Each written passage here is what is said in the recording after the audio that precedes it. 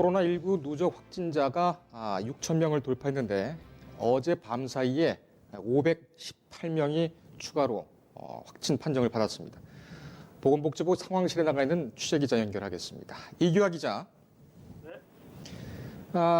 지금 6천 명 돌파, 기세가 상당한데 어제까지는 잠시 주춤했던 것 같습니다만 다시 또 늘어나는 분위기입니다. 현재 누적 확진자와 사망자 수 어떻게 집계되고 있습니까? 네, 지난 1월 국내 첫 확진자가 발생한 이후 46일 만에 코로나19 누적 확진자가 6,200명을 돌파했습니다. 총 6,284명입니다. 하룻밤 사이 518명이 또 발생한 상황입니다. 신규 확진자 중 상당수가 대구 경북 지역으로 490명입니다. 대구는 367명, 경북은 123명입니다. 나머지는 서울 2, 부산 3, 대전 2, 경기 10명, 강원 2, 충북 3, 충남 4, 경남 3입니다. 특히 사망자 수가 5년 전 메르스 때인 39명을 넘어서는 등 공식 사망자 수만 42명입니다. 현재 추가로 대구 80대 남성의 43번째 사망자 소식까지 더해지면서 사망자 수는 더욱 늘어날 것으로 보고 있습니다. 어제 사망하신 분들을 보면 주로 대구 경북 지역으로 파악됩니다.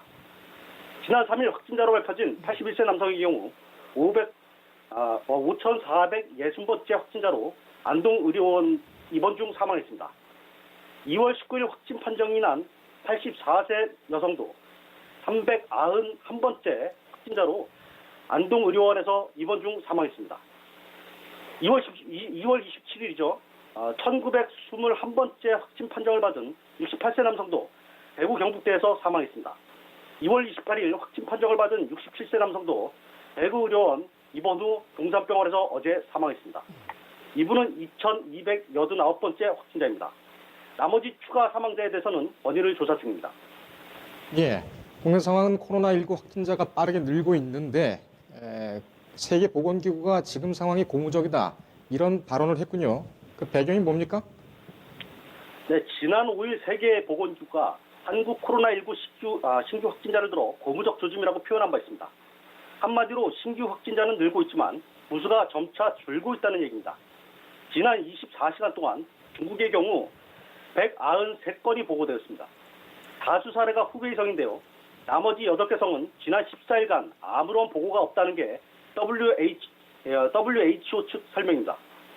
해외 사례에서도 115개국에서 발생한 사례가 보고되지 않고 21개 나라에서 단 한 건만 보고됐다고 전했습니다. 우리나라의 경우는 이달 초부터 연쇄적인 감소세를 보이고 있는 확진자 수를 근거로 두고 있습니다. 일별 신규 확진자 수가 지난 2일 600명에서 500명대, 400명대로 감소세를 보여왔습니다.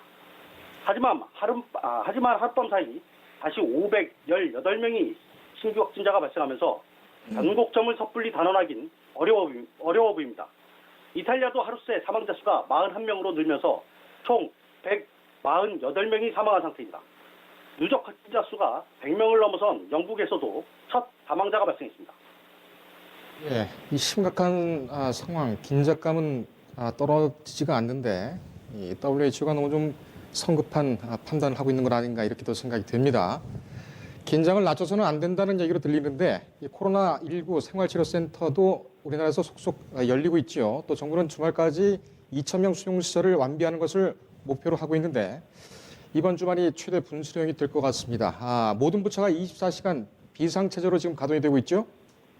네, 전체 발생 규모 자체와 숫자가 다소 줄었다고 방심할 수 없는 상황입니다. 느슨해진 틈을 타 병원체를 뚫고 피해를 입었던 과거 사례가 있었던 만큼 마음을 놓기 이릅니다. 국내 코로나19 환자 10명 중 7명이 집단 발생과 연관된 것으로 보고 있어 집단시설 중심의 감염병 대응에 총력을 하는 분위기입니다. 대구에 이어 감염병 특별관리 지역인 경산시의 경우 신규 123명 중 56명이 발생한 상태입니다. 정부 모든 부처도 오늘부터 24시간 긴급상황실 체제로 전환합니다. 중앙재난안전대책본부, 중앙사고수습본부, 중앙방역대책본부 등 범정부 대응기구와의 비상체계가 가동되는 등 긴밀한 협력과 대응에 나섭니다. 비상대응기구는 주말과 주중 구분 없이 24시간 근무 체계를 유지합니다. 코로나19 장기화에 따른 방역 조직 인력 활용도 높아지는 등 근무반이 평선됩니다. 방역뿐만 아닙니다. 어려워진 민생 경제를 해소하기 위해 전부처 역량이 결집됩니다. 비상경제 시국이라는 점에서 코로나19 마무리 시점을 예상해 경기 부양을 위한 각종 대책 마련에도 나선다는 계획입니다. 정부는 이번 주말 중대한 부수령이 될 것으로 보고 외출, 각종 행사와 종교 집행 등의 자제를 당부하고 있습니다. 주말 동안 2,000명 수용이 가능한 코로나19 생활치료센터도 속속 개소합니다. 내주 초까지는 1,600명이 추가 입소할 수 있는 생활치료센터가 들어설 예정입니다. 지금까지 복지부 상황실에서 뉴스토마토 이규였습니다. 예, 코로나19 상황 속보는 뉴스토마토 홈페이지와 뉴스동해를 통해서 실시간으로 확인을 하실 수가 있습니다. 이규화 기자와 함께했습니다. 인터넷에 떠돌아다니는 수많은 뉴스 기사. 아직도 포털에서 일일이 검색하세요? 이제 뉴스통에서 터치 한 번으로 손쉽게 확인하세요. 최근 내가 구독한 기사를 분석해 오늘의 기사를 추천하는 개인 맞춤형 AI 뉴스. 나만의 공간인 뉴스북에서 콘텐츠를 편집하고 이용자와도 활발한 소통이 가능합니다. 사진과 영상 자유롭게 이동하고 언론사 기자들이 실시간으로 업로드하는 동영상도 확인해보세요. 더욱 풍성하고 새로워진 뉴스통. 지금 바로 만나보세요.